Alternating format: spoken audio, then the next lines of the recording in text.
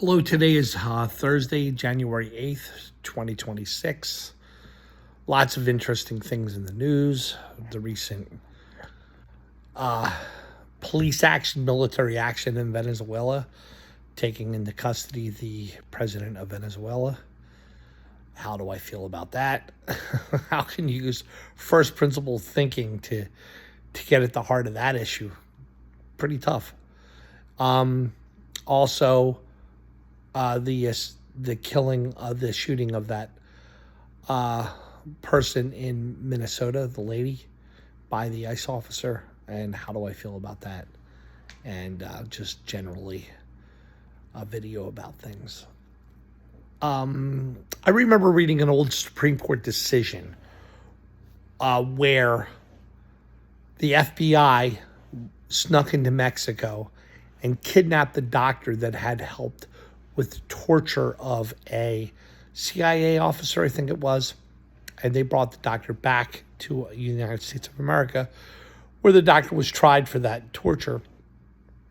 And the doctor, appealed his apprehension all the way to the United States Supreme Court, saying, you can't do that. You can't just kidnap me. And the United States Supreme Court said, oh yeah, we can. And that was that. And the doctor presumably went to prison forever and has died there. I don't remember the name of the case, but I know it's on the books somewhere. I read it when I was younger. Sneaking into Mexico and kidnapping a doctor who was responsible for the torture of a CIA officer or an American citizen or whatever it was is on one extreme. Another extreme, hypothetically, would be in order to take out Nicolas Maduro, the United States of America had carpet bombed the city of Caracas and had killed 100,000 people. An obvious act of war. What Donald Trump had recently done with Nicolas Maduro was something in between. And so was it an act of war, or was it a police action, or what's going on there? And why does it even matter to question this? Well, you have the United States Constitution. The power to declare war rests with Congress, not with the United States Supreme Court. Not with the President of the United States. And so interesting is, what Trump could have done. He could have brought it to the American people, had a 9 a.m. Televised thing, point out all the issues that's going on with Venezuela, why Nicolas Maduro is illegitimate and all that other stuff. Called on Congress to authorize a act of force against him.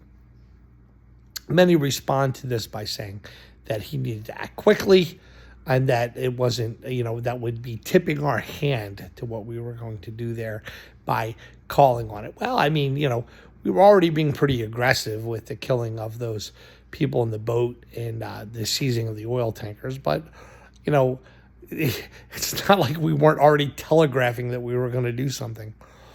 But, I suppose that's fine. An argument could be made that this was not an act of war, but it was a police action. An argument, and maybe reasonably it was. An argument could be made that you couldn't tell Congress about it because you needed to act quickly. Okay, they have been trying to track where Nicolas Maduro was spending the nights at, and maybe they had really strong intel on this particular night and they needed to move quickly. And so the only thing I'm left to say is that after the fact, there should be, hearings at some point, about this. And so, because it does kind of push up against the Constitution, and this matters very much. Who has the power to declare war? The Congress does, not the President of the United States. And so consequently, if you're going to do an act of war, you need permission to do it from Congress, and Trump didn't have that. Now, arguably, was this an act of war? I think it probably was, but that's neither here nor there. Maybe I'm wrong. Maybe my feeling that it was an act of war is because I don't like Trump, and so I'm clouded by my feelings about him. Maybe so. But I certainly hope that there's going to be congressional hearings to follow this up, and maybe some American service members could definitely get, awarded congressional medals or something like that for their activity here, or conversely, the decisions of the executive branch here could be condemned by after a full set of hearings about it. Hopefully, they'll happen at some point, and it should happen because Congress has the right to do oversight on the executive branch. That's what I think. It's pretty straightforward. I don't know if you disagree with me. I looked at, it's interesting that there seems to have been some Democrats that had condemned the entire thing across the board. Hakeem Jeffries, I liked what he had to say. He was just like, there was no immediate threat against the United States of America. And so if there is no immediate threat, you need permission from Congress. I think that's what Hakeem Jeffries said, and I that makes a lot of sense to me. John Fetterman, the Pennsylvania senator, he seemed to have taken the tack that Nicholas Maduro was a bad guy. Most people universally acknowledge that, and that getting rid of him was a good thing. Fair enough. Doesn't mean that we shouldn't have hearings and make sure that we air it out, because this kind of thing is important. The separation of powers in the United States of America is extremely important. We need to be very careful about making sure that we continue to honor those principles, separation of powers, because, I'm a liberal. I'm on the left, but I'm certainly concerned, independently of that, trying to be as objective as possible. I'm concerned that Trump doesn't care about the separation of powers, So it's an interesting point. Like this whole thing about, you're hearing about Greenland. I think that's just trolling, right? Because there's no way America would take military action against Greenland without actual congressional authority, correct? They would have to have congressional authority to do that. And so just hearing them talk about that and people being, oh, he's going to attack Greenland without permission, that's absurd. That's just trolling from his side. There is no way in the world he would ever attack Greenland without congressional authority. Correct? Yeah, okay. All right. It's probably true. Thinking about what's going on with the ICE agent that shot that woman in Minnesota. In regards to that, the details seem pretty clear to me that it was an unjustified shooting, but it's made even worse because I don't believe we've ever had an immigration problem in the United States of America. A lot of people claim that we have an immigration problem, but I don't think we do. When you have a nation of 340 million people having 20 million illegal immigrants in the country, it's about right. That's easily handleable. That's easily, something that you put a sufficient amount of resources in and slowly but surely require everyone who's here illegally or here without, that might eventually be removed from the country. They make their immigration reports and whatever, and you're saying, well, what about the serial killers? What about the really evil guys that are here illegally? Well, how many American serial killers or evil guys are living abroad because to get away from American justice? Everybody's looking for those guys. Doesn't matter who they are. Doesn't matter where they come from. We're all looking for the worst of the worst. And so, I think it's right-wing propaganda across the board. You have, I don't even know what the real number is, but when you have 20 million illegal immigrants in the United States of America in a nation of 340 million people, that just seems about right. On any given day, there's going to be people overstay visas, people who, cross into the side of being here illegally because they just couldn't afford the paperwork, money to be able to do what they needed to do. But right-wing propaganda is such that they will, just keep throwing it at your face. And it's gang members. It's like, what Italian kid doesn't have Goodfellas hanging up in their bedrooms? Or, everybody is going to be, when they're younger, it grows into, realizing that gangsterism is not something that's good and that you should put your full heart into a legitimate governmental system. It takes time to do that. And so, I just don't, the whole idea of trying to make the Mexican cartels out to be this extreme boogeyman. I'm not worried about those guys at all. I mean, quite frankly, they're not that serious of a problem. Even the head of a cartel is going to be interested in childcare and education for the youth and all that. There was a famous story I remember reading about the story about that there was this Chinese female pirate, that was so dangerous that she just eventually became the head of the Chinese Navy. I just always thought that was kind of funny, you know, serious, really serious organized criminals eventually just become the government, right? So I don't know. There's a lot of right wing horseshit out there, and we need to be able to see through it. I don't think we ever had an immigration problem. You put money to it, you deal with it. But what Trump is doing, and this is the clear thing about him. It's so clear to me that he does things that are continuously does things that are arguably illegal, arguably right, arguably wrong. And he's always on this like in-between world about what's appropriate and what's not appropriate. And he breaks norms all the time, surely, but norms aren't, laws. And the thing that makes him so insidiously dangerous is that you keep going along with it, particularly the right-wing mentality. I don't have a right-wing mentality, but those who do have right-wing mentalities will sit there and let him get away with ever-increasing transgressions against our norms and what's right. Until next thing you know, he's just able to do whatever he wants, and you'll just co-sign it. You'll just be like, it's fine. I mean, I have never given him a pass from the beginning. In 2015, when he said Barack Obama was not born in America, doesn't have a birth certificate, he wasn't even born in America, where's his birth certificate at? From that moment forward, I knew he was a fraudulent, lying piece of shit.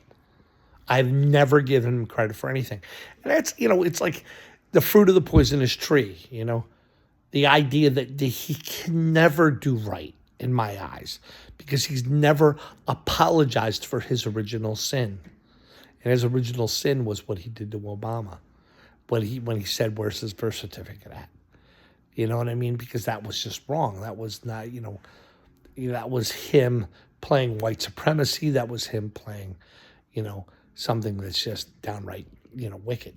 And I don't understand why. I point this out to right-wingers all the time, the whole thing about Obama's birth certificate. Because where it started out, in the timeline, that he's attacking Obama's birth certificate way before he's even running for president, I don't think. Like about 6 months before he's actually running for president. And that was not acceptable. Every reasonable person knows that when Obama's 18 years old and he wants to get a driver's license, he has to turn in his birth certificate. He's obviously born in Hawaii, obviously born in America. It's not a question. It's just simple. It's basic. And he's challenging his birth certificate as a way of saying that he's not one of us because he's some half-breed. He's some, black guy from Kenya. He's just not one of us. Where's his birth certificate at? I just found that completely horrendous. And I've never forgiven him for it. He's never apologized for it. And so everything he does from there on out is automatically fruit of the poisonous tree in my eyes. And I wish more people would see that. Because he was able to get away with doing that. He's been able to get away with every kind of other insidious lie, every other kind of insidious act of propaganda, everything else that, he was able to get away with that. Everything else flows from it. He can keep doubling down on bullshit. But look at the denial of election in 2020. I mean, it took me a long time to put this together in my mind. And I have a degree in statistics. But it's like, with statistics, you can verify, more or less, the claim of the legitimacy of that election. what you do is like, okay, so Pennsylvania was a battleground state, right?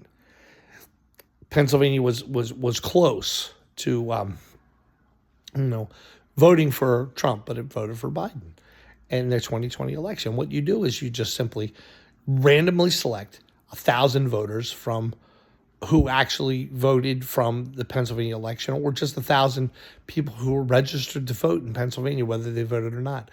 And go to those 1,000, the people that come up in your random sample, you go to them and you ask them, did you vote? Were you a citizen? You ask basic questions. And you could get very strong statistical evidence for or against the legitimacy of the election outcome in Pennsylvania. Statistics can answer that question. But it's like, before you even have an opportunity to try, it's all fraudulent. It was just, the whole election was, it's so clear that everything that Trump was saying about the 2020 election was just lies. It goes along with the narrative that a lot of left-wingers have about him, that he had that guy Cohen, that old guy who taught him fight no matter how hard, no matter how deep you have to go. At every step, always fight, always retaliate, always fight, no matter what. And it's like, I that's not the kind of America I believe in. That's not the kind of person I want to be. I believe in an America where a person who does wrong apologizes for it, publicly acknowledges that they did wrong, and it tries to make atonement for that, and moves forward and tries to do right from there on out. And it's like, that's not, that's the America that I believe in. America believes in people who have second chances, but Trump never needed a second chance because he just simply, he changed the culture of America by just simply insisting that he never did anything wrong. And that's unregrettable. Well, he's not changing me, and I hope he doesn't change a lot of people like me. And hopefully people who think like me will eventually be the people who have the true political power in this country, with the next coming elections and what have you. So that was I think that's about everything I'm thinking today. So we covered the Venezuela thing. Yeah, I guess I'm good. I just wanted to talk about it. Love you all. Be good.